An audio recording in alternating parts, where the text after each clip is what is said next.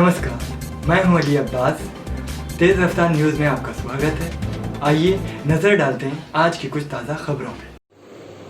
Hello, मैं रश्मि मिश्रा बोल रही हूँ। मैं बेसिक एजुकेशन डिपार्टमेंट में टीचर हूँ और मैं खुद चुनाव के बाद से 22 तारीख से कोविड से ग्रस्त थी और मैं अपना अनुभव अपने सभी साथियों को शेयर करना चाहती हूँ जिससे मैं जिससे अभी गुजरी हूँ बिल्कुल।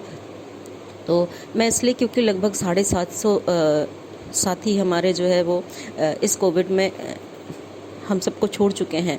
तो मेरा जो अनुभव है जिससे मुझे लगता है कि बहुतों को लाभ होगा, मैं इसे ज़रूर आप सबको शेयर करना चाहूँगी। प्लीज़ इसे ज़रूर सुनिए और जितने लोग आपके जानने वाले जो भी हों उनको ये ज़रूर शेयर करिए।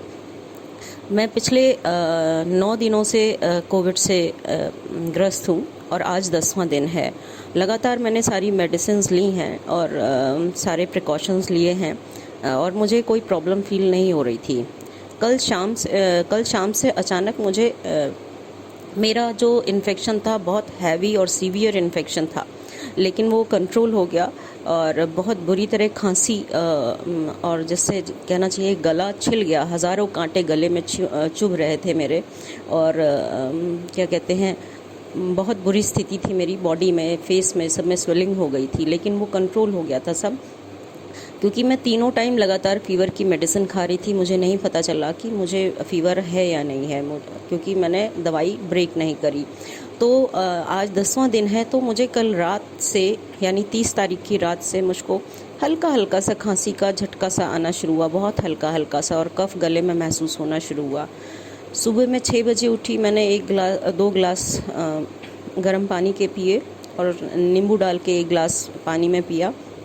इसके बाद मैं नॉर्मल थी। 8 बजे के बाद से करीब 9 बजे के आसपास मुझे वीकनेस फील होनी शुरू हुई अपने पैरों में, बिल्कुल कपकपाहट महसूस होने लगी और फिर मैंने सोचा मैं थक गई हूँ, शायद रेस्ट किया, तो मुझे ऐसा फील होने लगा कि मेरी ब्रीदिंग जो है वो मुझको थोड़ा डीप ब्रीथ करना पड़ रहा है। मैंने उसको नॉर्मली लिया, शायद कि मैं थक रही हूँ या कुछ भी है, तो मैंने रेस्ट करने की कोशिश की, कोई इम्प्रूवमेंट नहीं हुआ। फिर मुझे लगा मैंने कुछ नाश्ता नहीं किया है, तो मैंने नाश्ता किया। 2 मिनट के लिए रिलैक्स फील हुआ और लेकिन इसके बाद फिर से मुझे लगने लगा कि ब्रीदिंग अब और ज़्यादा दिक्कत हो रही है। तो मैंने इसके बाद मुझे ऐसा लगने लगा कि आज, क्योंकि मैंने कई वीडियोस भी देखे जिसमें ये था कि 6ठे दिन से वायरस का जो संक्रमण है, अगर फीवर बढ़ता है, शुरू होता है, तो 10वें दिन पर वो काफ़ी कवर कर लेता है चेस्ट को। तो मैंने प्राणायाम और अनुलोम विलोम करने की कोशिश की, तो मैंने ये फील किया कि मुझे जैसे ही मैं इनहेल और एक्सहेल करती हूँ, मेरे चेस्ट में लेफ़्ट हैंड साइड बहुत ज़्यादा एक पेन हो रहा था लेते समय, और मेरी जो ब्रीदिंग लेंथ है वो शॉर्ट हो गई थी। तो मुझे वो आभास होने लगा था और सुबह से काफ़ी तेज़ खांसी और गले में कफ ही कफ भर जा रहा था। और इसके बाद मुझे ये फील होने लगा था कि कुछ प्रॉब्लम होने लगी है ब्रीदिंग वाली। और ऑक्सीमीटर से जब मैंने अपना ऑक्सीजन लेवल देखा तो 97-98 मेरा ऑक्सीजन लेवल बहुत अच्छा था। मेरा पल्स रेट ज़रूर बढ़ गया था, वो भी 99 के आसपास पहुंच गया था।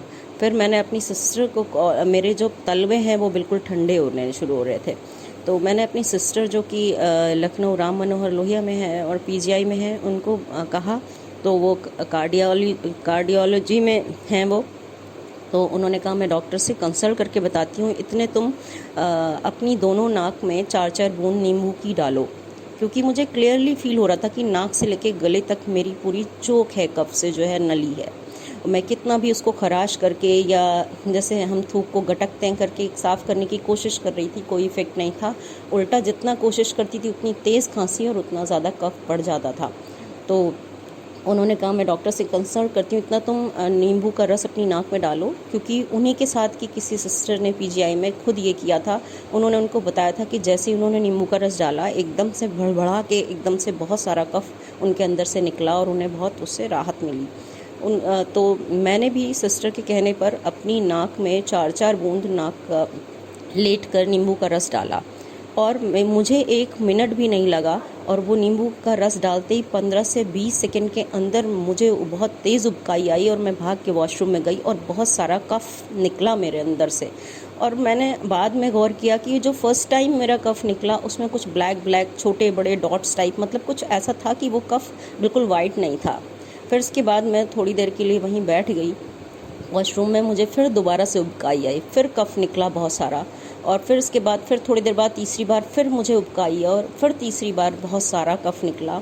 और तब जाके मैंने अपने आप को ऐसा महसूस हुआ कि जैसे अंदर तक कुछ खाली हो गया है और बहुत रिलैक्स और मतलब बहुत ज़्यादा आराम महसूस होने लगा कि अब मैं नॉर्मल हूँ। फिर मैं आकर लेट गई और फिर मैंने थोड़ी देर बाद जब मैं नॉर्मल हुई मैंने नापा तो मेरा जो ऑक्सीजन लेवल था वो बिल्कुल 97 था और मेरा जो पल्स रेट जो 99 पहुंच रहा था वो 80 हो गया था। और मैं बिल्कुल अच्छे से खुद को ये महसूस कर पा रही हूँ कि जो मुझे ये लग रहा था मेरे लिए शायद अब 24 घंटे मुश्किल हैं, जिस हिसाब से मुझे अंदर तक फील हो रही थी चीज़ें। तो क्योंकि ये जो लास्ट डेज़ हैं इसी में हम लोग ज़्यादातर मैसेज ये देख रहे हैं कि कल एडमिट हुए और आज एक्सपायर, और ऐसे ही थोड़े थोड़े समय में। तो जितना कफ मेरे अंदर से वो नींबू का रस डालने की वजह से निकला, जिसकी वजह से मेरी पूरी सांस की नली खाली हो गई और मैं अभी बिल्कुल ठीक हूँ।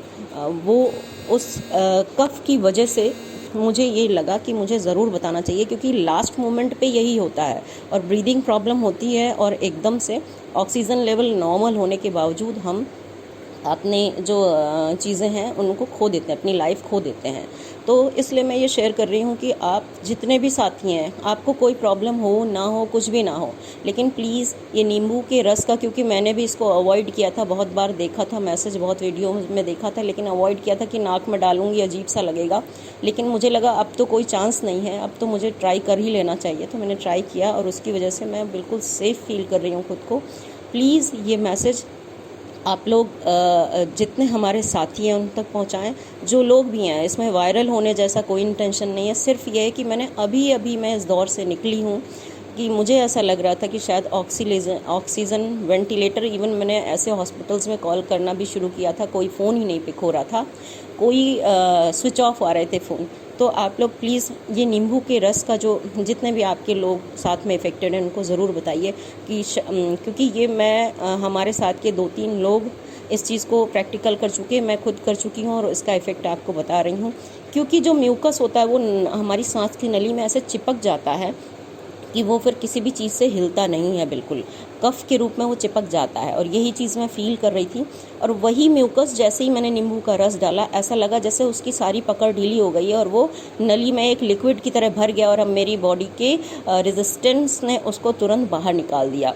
तो प्लीज़ आप सबसे रिक्वेस्ट है हाथ जोड़कर कि मैं मुज़फ़्फ़रनगर में टीचर हूँ बेसिक डिपार्टमेंट में, और ये मेरी अपनी आप बीती है और अब मैं बिल्कुल ठीक हूँ। प्लीज़ हाथ जोड़कर आपसे रिक्वेस्ट है कि ये मैसेज अपने ज़्यादा से ज़्यादा साथियों तक ज़रूर पहुँचाएँ, जिससे कि वो लास्ट मोमेंट के इस क्रिटिकल पॉइंट को समझकर, और क्या पता किसी की जान इससे बच सके।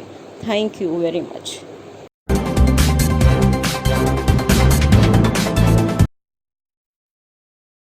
नमस्कार, मैं हूं अली अब्बास। तेज़ रफ्तार न्यूज़ में आपका स्वागत है। आइए नज़र डालते हैं आज की कुछ ताज़ा खबरों में।